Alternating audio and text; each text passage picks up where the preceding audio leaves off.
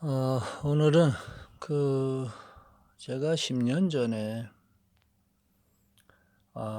수십 년 동안 해온 여러 가지 그런 수련이 눈에 익고 몸에 익어서 체득되어져서 제가 신봤다 하면서 이제 나는 마음이라는 걸 보았어 하고 보교당을 깨닫고 나서 제가 그 얘기했어요. 이제는 공부란 영역은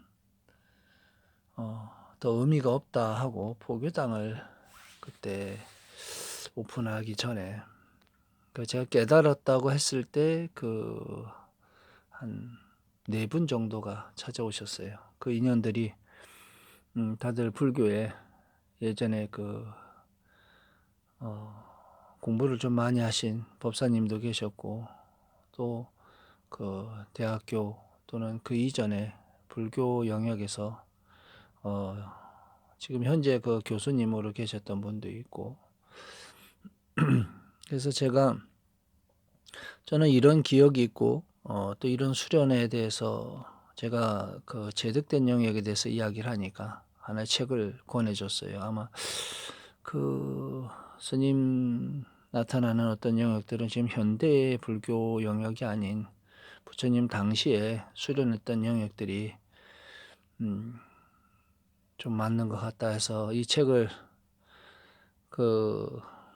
추천을 받아서 이게 아비담마라고 하는 부처님 당시에 아비가 부처님을 뜻해요. 그래 부처님의 진리를 담은 어떤 그 영역을 했는데 거기에서 부처님 당시 부처님이 설법하신 그대로 또 수련하신 그대로 따라서 행한 분들이 또 그런 것이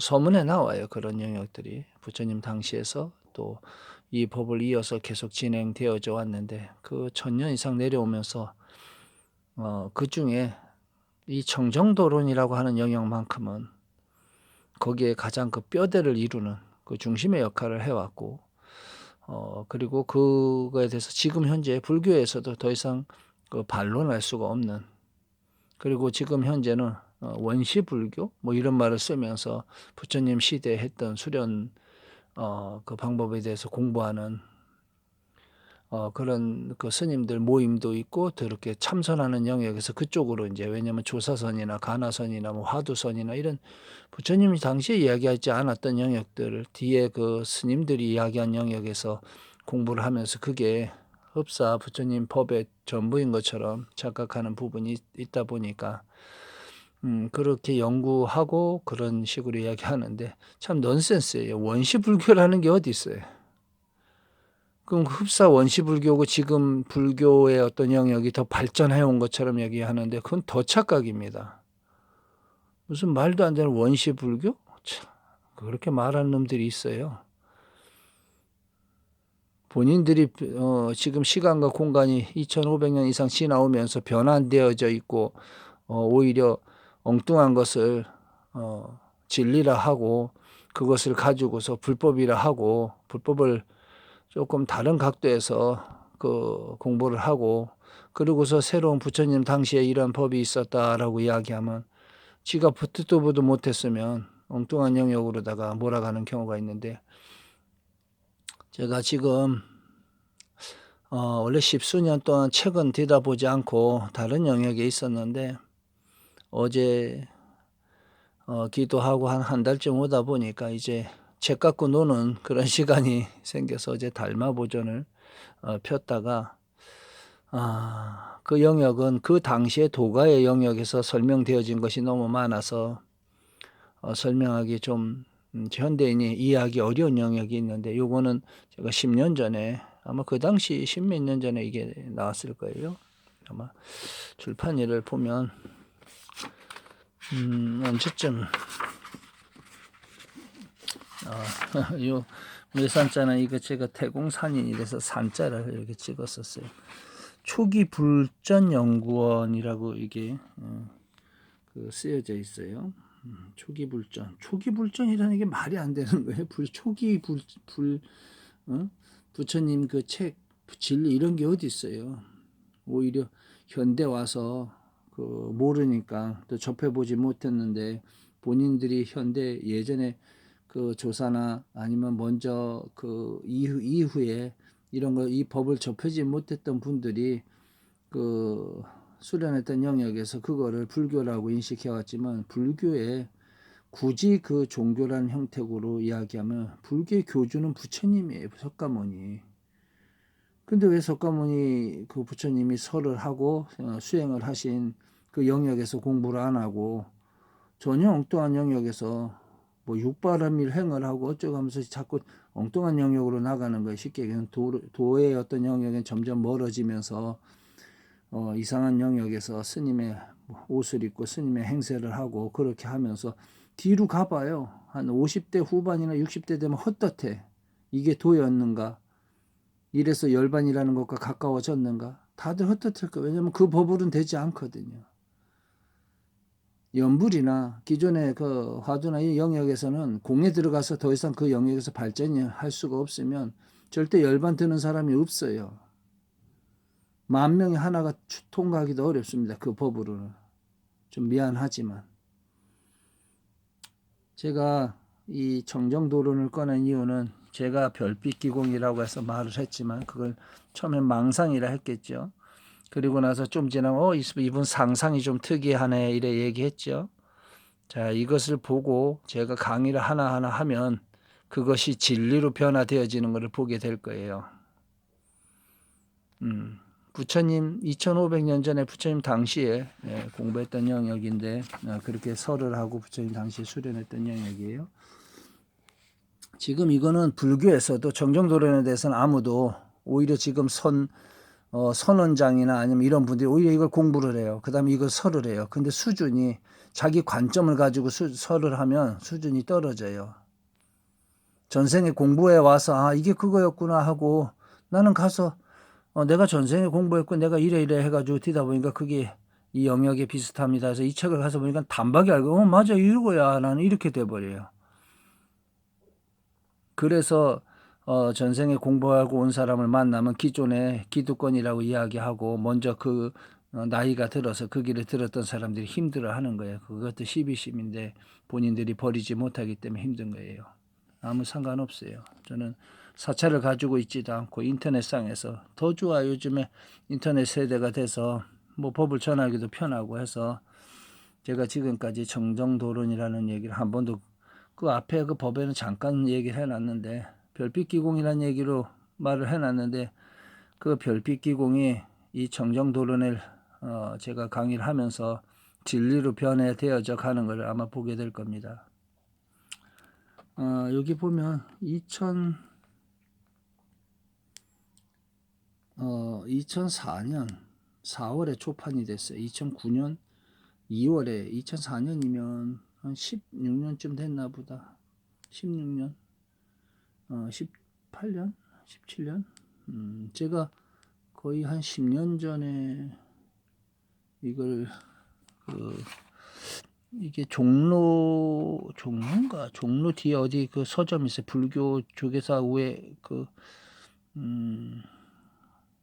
화해역 우에 거기서 샀는데 무슨 서점인지 그만 잊어버렸네.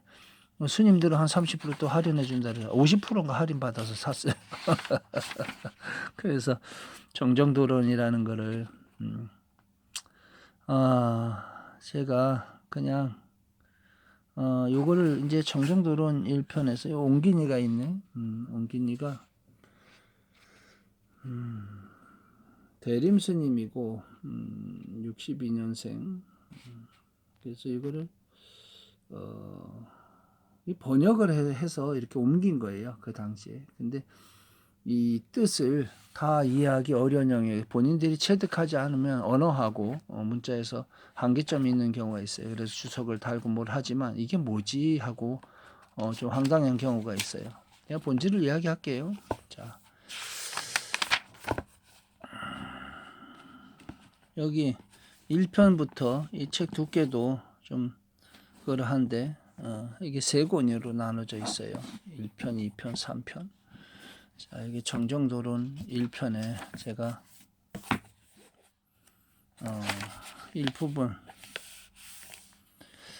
자, 1권에 법을 보는 자 나를 본다라고 부처님 세존께서 말씀하신 부처님 세존께 법을 보는 자 나를 본다. 청정도는 1권을 바칩니다. 이런 글을 써놨어요. 이 부분은 발간사에도 나오는 이야기가 있어요.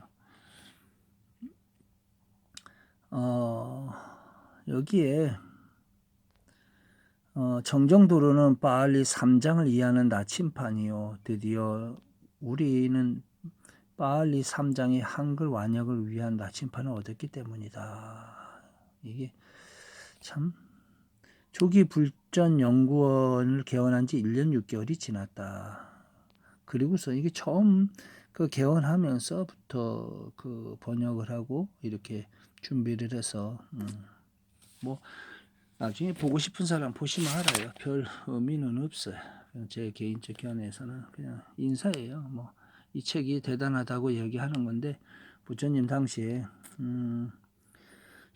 뭐 자기 어떤 말들 나오는 거는 제가 여기 뭐 쉽게 얘기하니까 첫째는 언어학적 소양이 있어야 한다 이렇게 얘기했고 언어가 되어야 알 수 있으니까 둘째는 경에 대한 안목이 있어야 한다 이렇게 나오고요. 셋째는 수행이 뒷받침되어야 한다. 당연한 이야기. 안 그러면 못 알아듣거든요. 엉뚱한 소리를 하니까. 이런 영역에서 여기 나오는 말들 중에 제가 가끔 쓰는 말들이 있어요. 모든 초월지들과 통찰지의 정의를 내리는 것과 무더기 요소, 감각, 장소, 기능과 4가지 성스러운 진리와 지수화풍사대예요. 여러 조건의 가르침이 극히 청정하고 능숙한 방법과 경전을 벗어나지 않는 도 이 능엄이라고 하는 영역이에요. 위파사나 수행의 이 모든 것을 위파사나 수행이라는 것은 이걸 관하는 걸 얘기하는 거. 지수화풍 4대 몸을 이야기합니다. 몸의 4대 구성 원소를 관해 주는 거예요. 내가 지은 청정 도론에서 아주 청정하게 설명되었다.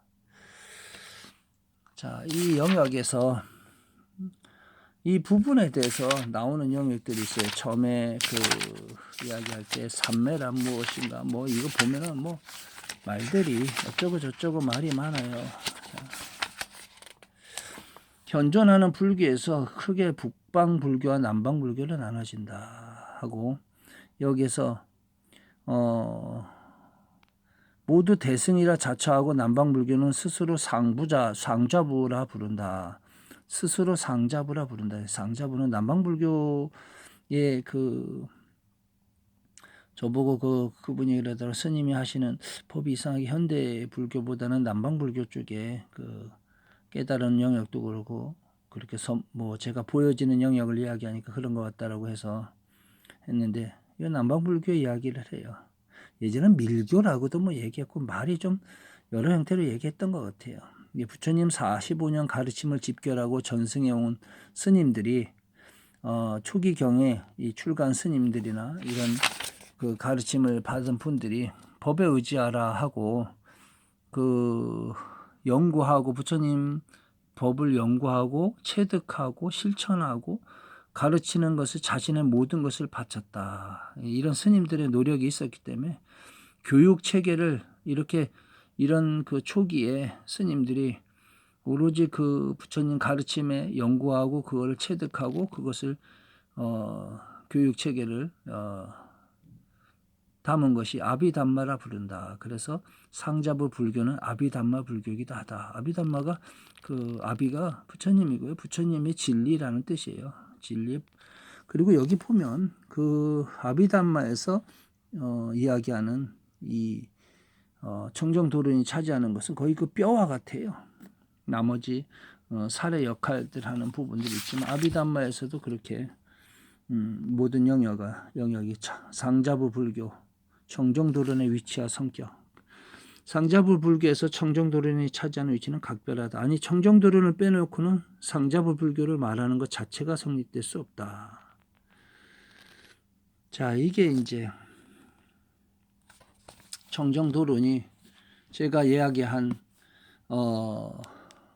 별빛 기공이라 하고 망상이라 이야기했던 영역들이 얼마나 본인들이 내가 근거를 제시하지 않고 이야기할 때는 망상이었죠. 자, 그러나 청정도론에 있고 남방불교에 있고 거기에 상자부 불교라 하고 그 당시 부처님 가르침과 이런 걸 집대성해서 그 아비담마라는데 거기에 뼈와 같은 이 청정도론을 빼놓고는 그것을 이야기할 수 없을 정도로 중요한 영역이 있는데 그 청정도론에 있는 것을 제가 지금 설을 하겠습니다. 간단하게 요약으로 지금 딱 5분 안에 이거를 설을 다 끝내버릴게요. 요 세 권에 대해서 그 이후에 나머지 자세한 영역들은 제가 하나씩 들어가면서 설명을 하겠습니다. 일단 오늘은 가장 기본적인 영역 전체적으로 한번 쭉 이야기하고 그 다음에 열반이라는 영역까지 설명을 하겠습니다. 말로다가 이렇게 통체적으로 한번 이야기할 수 있는 것은 전생에 제가 공부를 했던 영역이 있고 그 기억이 있고 또 거기에 체득된 것이 있기 때문에 순식간에 한꺼번에 다 보아서 이야기할 수 있는 영역이 있는데 이걸 가지고 법을 설하시는 분들은 뭐 책 한 권을 갖고 3년을 설을 하네 어쩌네. 왜냐하면 이 설을 할 때 이 많은 이 두께의 이 글을 가지고 또 파고들면서 설을 해. 이 말 글을. 그 글을 갖고 떠드는 놈들 때문에 자꾸 선이 이상해지는 거예요. 제가 선이라고 하는 것은 보여지는 모든 것은 존재하는 순간 일선이라고 이야기했는데 존재하지 않는 것과 존재하는 것 자체가 그냥 선이에요. 일선. 그냥 그 이야기를 할게요. 그 선을 예를 들어서 어떤 사람이 선은 전혀 별개로 뭐를 자선하고 들어가는 그걸 선이라 한 순간 그럼 선 아닌 게 벌써 존재하는 거 그 순간 그거는 오류예요. 오류. 선 아닌 건 존재할 수 없다라고 얘기했죠. 이 얘기도 아마 제가 이 불교의 스님들 중에 최초로 얘기했을 거예요. 선 아닌 건 존재하지 않는다. 내가 공에서부터 이야기하지 애초에 처음부터 출발해 모든 건 선이라 하고 이야기하는 사람은 없어요. 책에 나오지 않은 영역이 있기 때문에 책에 나오지 않은 얘기를 했기 때문에 이야기하는 거예요. 누가 모든 것을 처음부터 이렇게 일선의 영역에서 두고 이야기하는 사람이 없기 때문에 이야기하는 거예요. 이선의 경계에서 시간과 공간을 불러도 육군이 어떤 한 영역으로 전향되어져서 불러도 소리를 못 듣거나 그렇게 집중되어진 상태. 3선의 영역 시간과 공간이 무너지는 것. 4선의 영역 다른 차원과 이런 영역에 들어갔기 때문에 현실 세계에 존재하지 않습니다. 거기서 다시 생각, 을을 일으켜 일선으로 바로 나오기도 하고 일선에서 바로 4선을 보기도 하고 그래요. 그게 자유로워집니다. 자, 그러면 청정도론의 그 첫 번째 그 1, 2, 3, 4의 어떤 영역에서 1이라고 하는 것은 세상이 변화되어지는 모든 그 구성 원소에 대해서 이야기합니다. 온도에 의해서 변화되어지는 것, 습도에 의해서 변화지는 것, 결국 지수화풍 4대를 이야기하는 거예요. 성품에 대해서.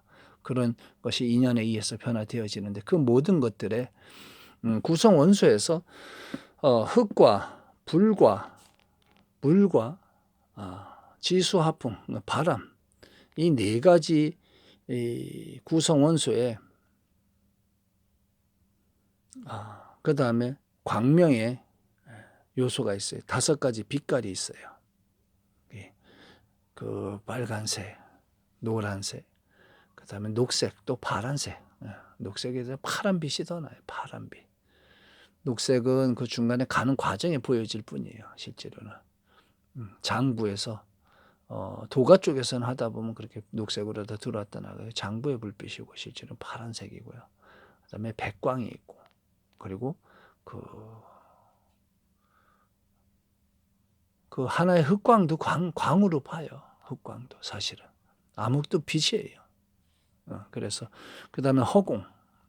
총 10개입니다. 그 지수화풍 4대와 빛깔의 광명의 요소 5가지와 그런 영역에서 그 허공까지 10개를 1선, 2선, 3선, 4선에 들어가는데 그 각각의 하나의 구성 원소 가지고 1선, 2선, 3선, 4선으로 들어가요. 그러면은 1권 정도의 영역에서 이제 초급을 뛰었어. 중급 정도 돼. 이렇게 시작이 되어지는 거예요. 처음에는 그 1선의 지수화풍 4대의 영역에서 우리가 눈을 감으면 그 상단전에 부처님 이마 자리에 예를 들어서 불이면 불을 보고서 눈을 감고 그 대상이 눈앞에 익으면 그거를 방 안에 들어가서 눈앞에 눈을 감고 불을 일으켜요. 눈에. 상이 나와야 돼요. 그것이 보여지지 않으면 애초에 출발할 수가 없습니다. 이 방식 자체는. 이거는 누구를 가르쳐 주려고 한 것이 아니라 가르쳐 주려고 이렇게 교육 체계를 만든 것이 아니고 부처님 당시에 위에서 먼저 됐던 사람들이 야 너도 이렇게 해봐. 이렇게 하면 되는 거야 라고 위에서부터 내려온 거예요. 그거를 체득하신 분이 이야기를 했기 때문에 부처님이 체득해서 이야기했고 그거를 보고 밑에서 따라가면서 배우고 그 다음에 따라 배웠기 때문에 얘기를 들어보고 보면 볼수록 체득한 사람이 이야기한 것을 알게 돼요. 이론으로 이렇게 해놓고 이론으로 이렇게 하면 이렇게 될 거라 쭉 가다가 뒤에 가면 뒤에 가서 말을 못해요. 체득하지 않은 사람들은. 왜? 이가 이치를 꿰고 가다 보면 마지막에 자기네들 스스로 행이 나오지 않고 뚫리지 않은 것은 추론해가지고 말할 수밖에 없기 때문에 거기서 확신이 떨어져요. 그러나 이 영역은 체득한 분이 뒤에 법을 설해서 그걸 따라가면서 배웠기 때문에 그 영역이 아주 명확합니다. 여기서 뭐 의심의 1%에 단 0.1%의 의심도 있을 수가 없어요.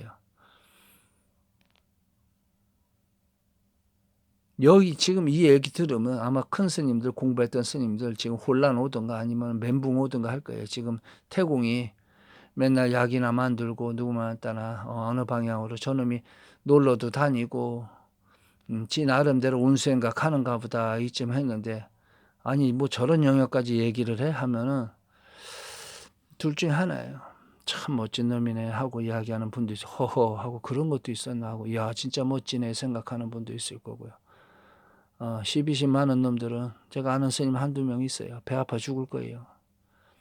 공부하세요. 전생에 공부해서 온 사람들 현세에 많이 존재하고요. 현세에 하지 않으면 그 다음 내생에 또 법을 얻는다는 보장 없습니다. 마음의 영향에서 예전에 그런 말이 있어요. 그 말 참 누가 잘해놔서 부러우면 지는 거야 라고.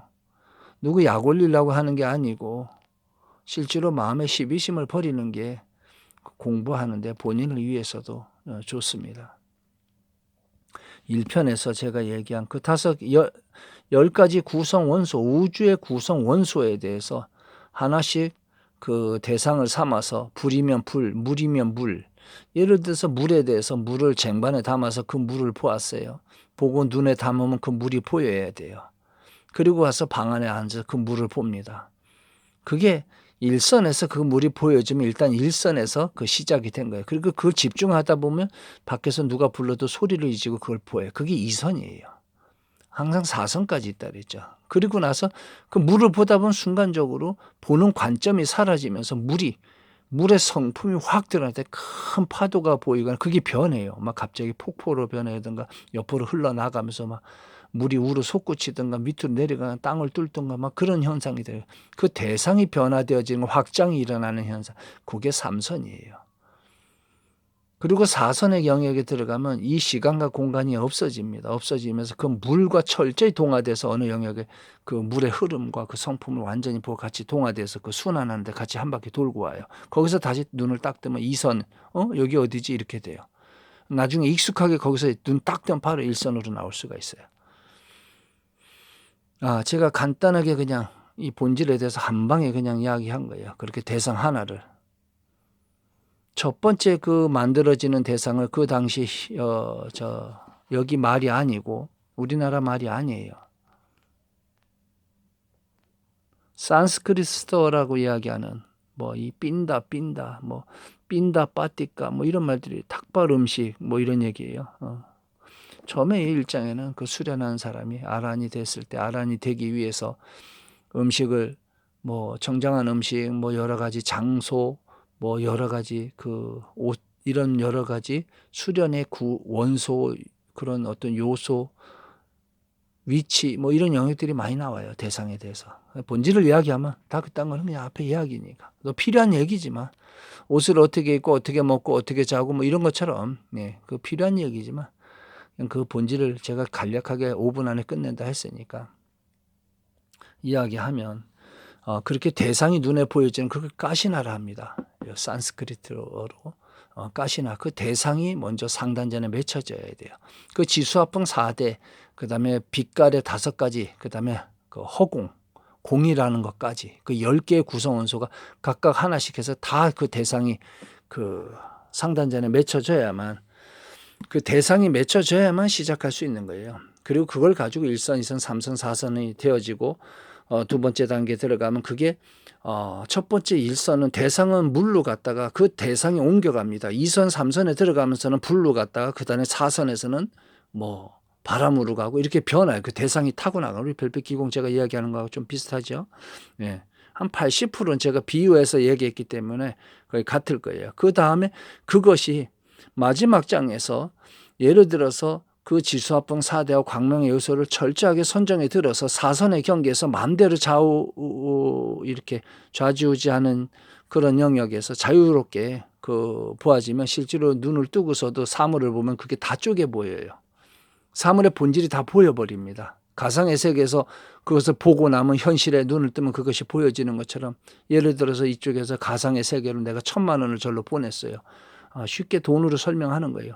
실제로 간 건 없어요. 숫자상으로 컴퓨터로 보냈으니까. 그러나 저 가서 1,000만 원을 찾잖아요. 현실에서.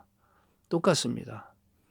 그렇게 그 구성 원소의 그 5개, 또 그 광명의 요소 5개, 공까지 10개, 그것이 자유자재에서 넘어가면 1선에서 4선까지, 그러면은 10개가 4단계니까 40개죠. 그것이 4, 46, 160개의 그 단계로다가 마음대로 자유자재하게 선정에 들어갔다 나갔다는 거 숙달되어지고 그걸 할 수 있으면 모든 구성 원소에 쪼개지는 영역과 자기의 그 어떤 부분이 다 그 영역을 동화되어지고 그거 할 수가 있어요. 그리고 나면 신통이라는 영역에서 지수합봉 4대의 공간에서, 허공에서 또는 이 현상 경계에서도 마음을 일으키면 그게 공명이 일어나고 동화되어져서 신통이 나와버려요. 부처님 시대에 썼던 신통이.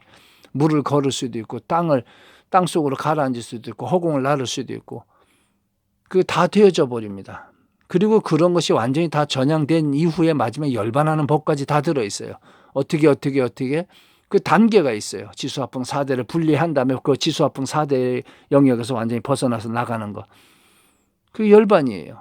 그 열반이 그냥 죽는 게 열반이 아니에요. 착각입니다. 제가 오늘 이렇게 조금 열이 나서 전신나 반쪽 먹고 기분 좋게 법을 설합니다. 그러나 이 정정토론을 제가 이렇게 펼쳐놓고 어제 달마보존하고 나서 내가 이걸 건드릴까 말까 하다가 세상 사람들이 상상을 망상이라고 지적하고 비웃거나 아니면 뒤에 나 앉은 사람들이 망상이 현실이 되고 망상이 진리가 될 수 있다는 것에 놀랄 수 있어요.